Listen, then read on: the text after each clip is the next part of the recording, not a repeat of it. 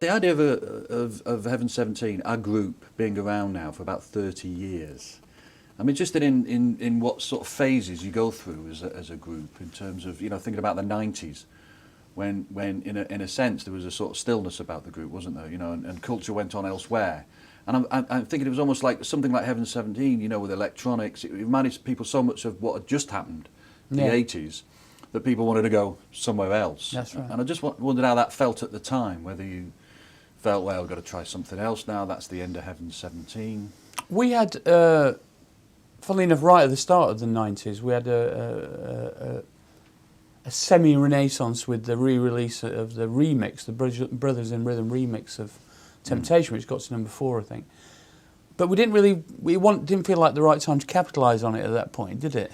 Yeah, that's right. And also when that happened, I don't know if you remember, but they did that remix without our knowledge, basically. It was just someone from the record company rang my doorbell one Sunday night and came in and played it to me, and I went, yeah, that's great, it's really good.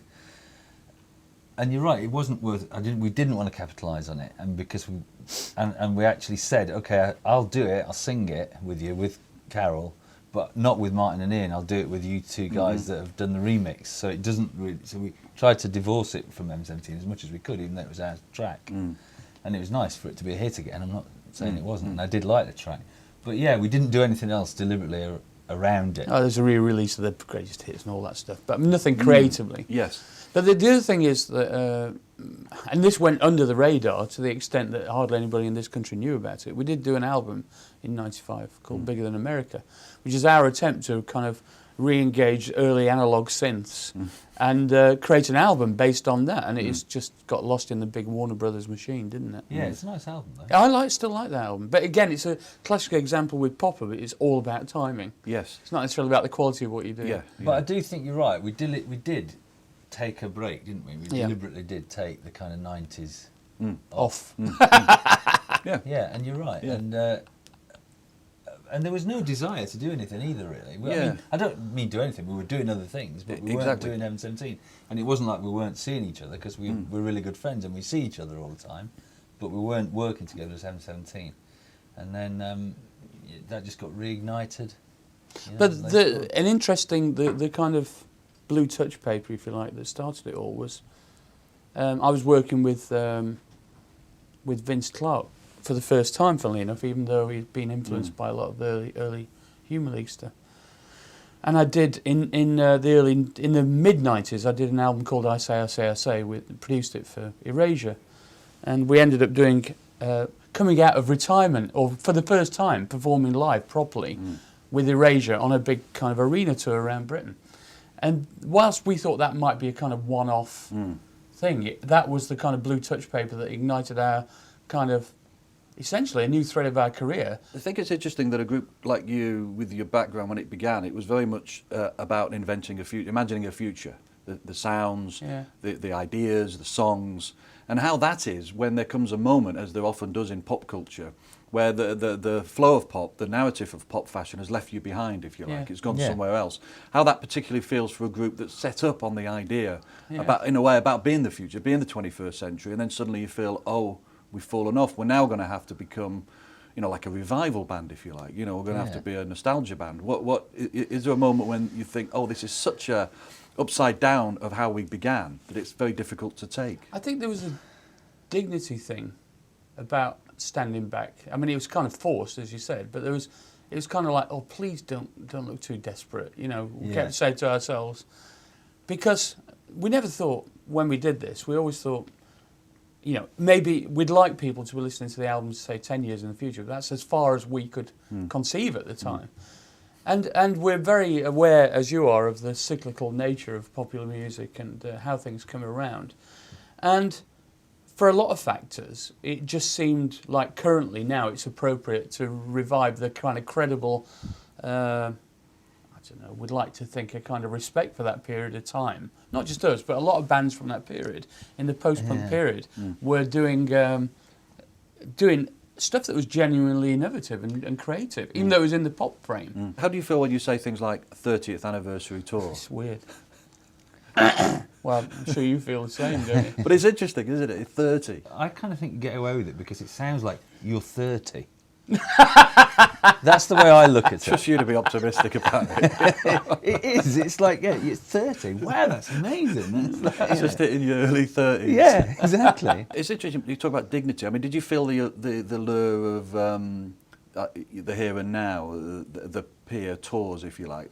We did We've one done of plenty of those. them. And who did you do them with? Culture Club and ABC was the tour Yeah. that we did where we. Yeah. And it was good fun. George, I really enjoyed touring with George. He's He's great. a very interesting character. It's almost like a separate world. It's very family oriented, Yes. and they just want to hear a few hits. And how do you, ideologically, how did you feel about doing that? Did you feel it was sentimental, or did you still feel it had a purpose that suited what you think? Just Populist. that. Yeah. That's right. I think. Yeah. I think it's great. We did draw the line. We did actually dip our toes in the water of the Butlins kind of 80s weekender circuit. Right. And we had an epiphanal moment backstage in where was it? It was a Minehead, wasn't it? Line in the sand. Martin Drew. I said, "That's it." Literally. There is a line Yes. in the sand. I said, "We shall go no further." When I saw signed photos of the Barron Knights and on the wall, and I thought, and we went on stage and we performed Fascist Groove Thing to a barn full of screaming kids messing about, and I thought, this, I don't care how much money they pay us, not interested. And to make matters even worse for that gig, I'd forgotten to take my suit. So I'd got on my jeans and Martin had lent me a red shirt and I'd just got a pair of stupid, trainers on. And it was just all wrong. And also I'd got a dog poo bag, for picking dog poop in the back of my pocket. And it just made my bum sweat like mad after an hour on stage. So it's just I was really uncomfortable. It was the wrongest thing. wrong. Everything was wrong about it. And it was like, we have now reached the nadir of what we could possibly, of a potential future direction. Yes. Can't go in that direction anymore. That's really was this kind of conversion. We thought, we've got to give it a shot at doing it credibly. Right. It's going to cost us money and time. Right. And when you say credibly, what do you mean then? Once you've drawn that line in the sand, how do you start to repair, if you like, or Well, what we did resume? was we stepped back and we had a chat and we realised that the 30 years was coming up. We should stop doing these now, and we should rebuild Heaven 17 from the ground up using the original, materials. There's a residual respect for the sort of stuff that we did then, which I think is quite, which has come to the fore now because people are re-examining that period in a more serious way. I mean, sonically as well as... Sonically, yeah.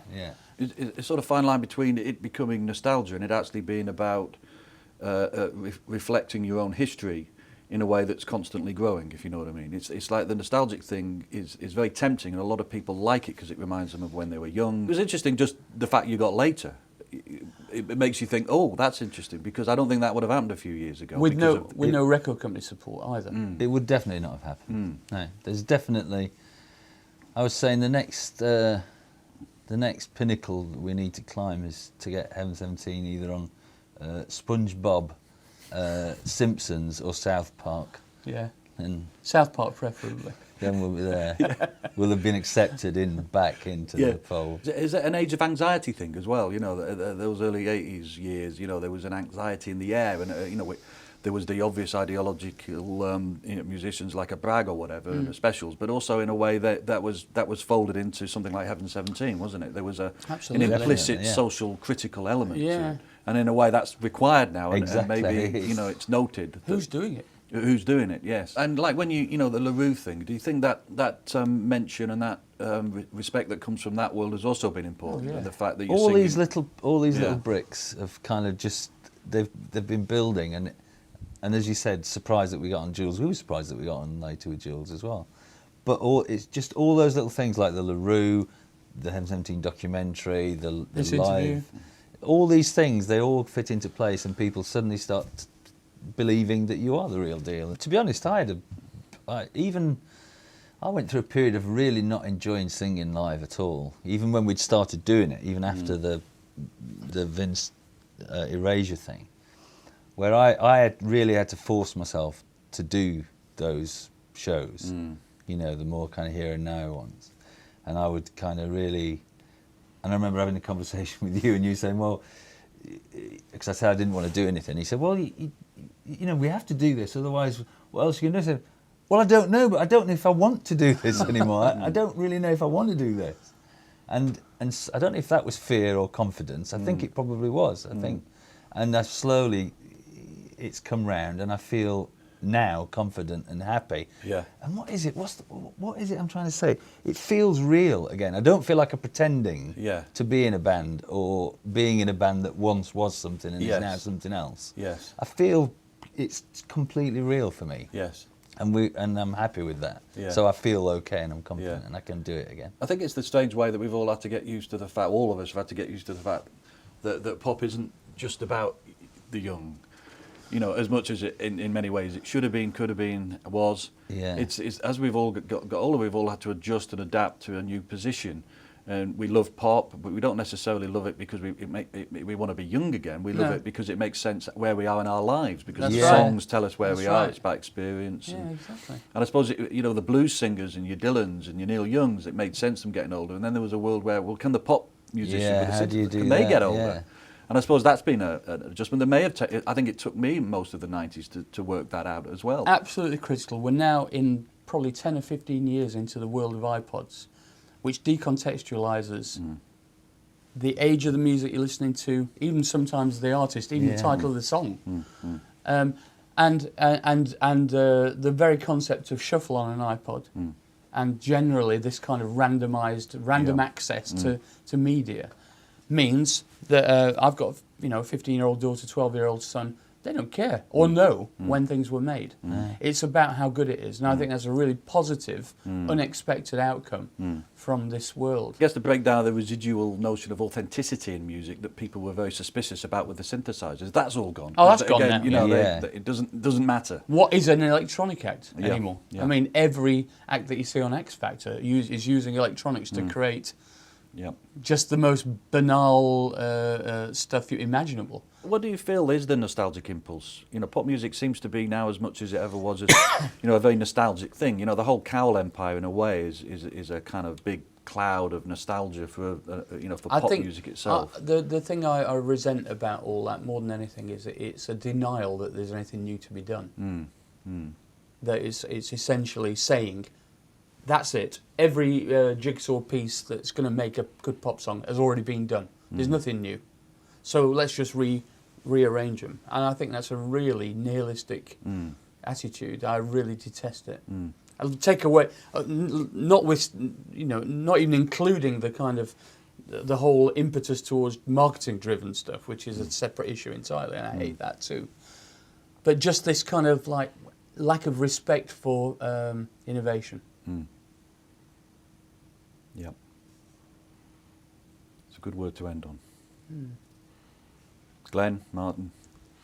Pleasure. Thanks, Paul. Thank God Very nice to talk to you. Thank God you're still not in Minehead. We could be the new Baron Knights. Come and see us. Bring the family.